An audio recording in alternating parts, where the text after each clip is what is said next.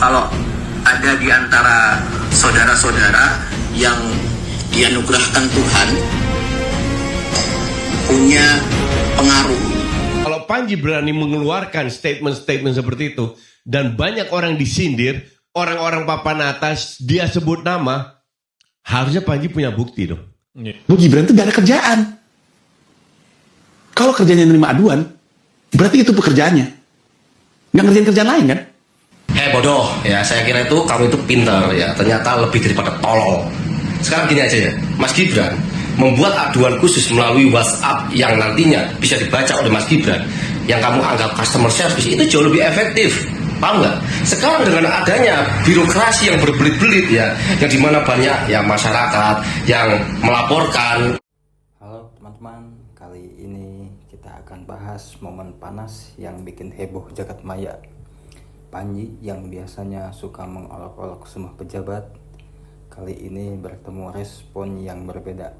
Seskap Teddy muncul dan langsung menegaskan posisi, menahan olok-olok yang seolah tanpa batas. Dalam video ini kita akan lihat detik-detik bagaimana Panji bereaksi atau malah terdiam menghadapi jawaban yang serius dan tegas. Jangan kemana-mana, karena ini bakal seru dan penuh kejutan. Kita saksikan videonya. Jadi kalau ada di antara saudara-saudara yang dianugerahkan Tuhan punya pengaruh, entah itu kecil atau besar, dan punya kemampuan untuk berbicara panjang lebar, gunakanlah dengan bijak. Bukan sebaliknya, memperumit. Sampaikan pernyataan dan pertanyaan yang bijak. Jangan menggiring-giring seolah pemerintah tidak kerja. Jadi kalau itu adalah seskap kita, Sekretaris Kabinet Teddy Indrawijaya, yang sebenarnya hanya satu dari beberapa pejabat pemerintah yang hadir di sebuah gelaran media di Halim Perdana Kusuma. Mari kita bahas apakah wajar dan bijak untuk bukan cuman Seskap Teddy, sebenarnya yang lain termasuk Kasat berpernyataan seperti itu. Inilah fokus pembahasan kita di Sila kali ini. Tapi kan kita pikir baik-baik ya, zaman itu presiden nunjuk anaknya jadi menteri aja bisa dibecandain. Masa zaman sekarang presiden jadiin anaknya wapres nggak bisa gue bercandain? Boleh nggak? Boleh dong.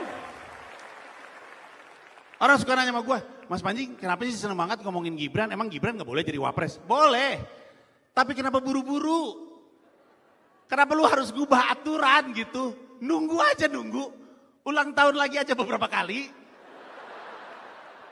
Entar juga nyampe ke batas usia yang ditentukan. Tapi kenapa harus buru-buru?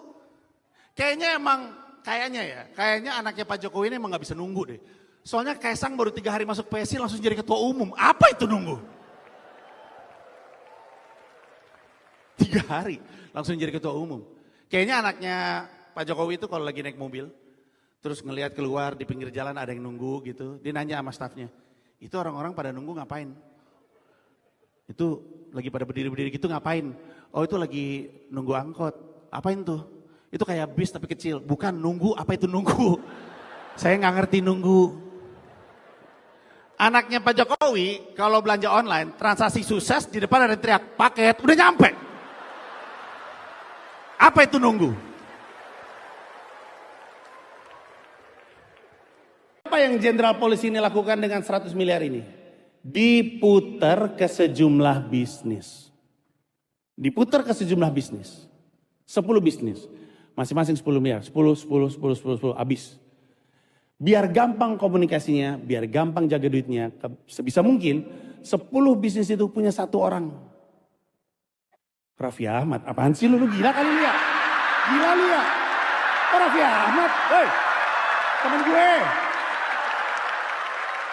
temen gue itu. Raffi Ahmad friend bro. Menurut keyakinan gua, lu ngomong Raffi Ahmad tadi kan? Mulut lu gak komat kami, tapi mata lu bilang Raffi Ahmad ya Pak. Gitu kan tadi? Udah mau ngomong gua lu? Gila lu, teman. Temen guys, gila kali lu. Raffi Ahmad ya Pak. Gitu kan? Ahmad ya Pak. Menurut keyakinan gua mah dia bilang Raffi Ahmad. Ya udah misalnya Raffi Ahmad. Nah,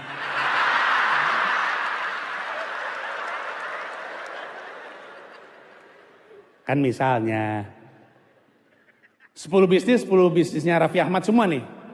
Diputar ke 10 bisnis tersebut. Setelah diputar, dicelupin ke dalam bisnisnya. Yang berarti duit investasi 10 miliar per bisnis itu pakai. Habisin. Apa kayak beli aset kayak gaji karyawan. Tolol gaji aja. Pokoknya habis duitnya. Habis celupin, habisin. Karyawan tolol, dia percaya flat earth, gaji aja udah. Dia nangis-nangis di TikTok waktu Prabowo di depan. Bu Gibran itu gak ada kerjaan. Kalau kerjanya nerima aduan, berarti itu pekerjaannya. Nggak ngerjain kerjaan lain kan? Jadi kerjanya customer service. Wakil Presiden Republik Indonesia. Bodoh ya, saya kira itu kamu itu pintar ya, ternyata lebih daripada tolol. Sekarang gini aja ya, Mas Gibran membuat aduan khusus melalui WhatsApp yang nantinya bisa dibaca oleh Mas Gibran, yang kamu anggap customer service, itu jauh lebih efektif, paham nggak? Sekarang dengan adanya birokrasi yang berbelit-belit ya, yang dimana banyak ya masyarakat yang melaporkan ya lewat birokrasi, lewat pejabat setempat, kamu paham nggak? Apakah akan ditanggulangi? Apakah akan ditanggapi dengan baik? Jarang banget ya. Cuman didengarkan, sudah sampai situ selesai ya. Karena apa?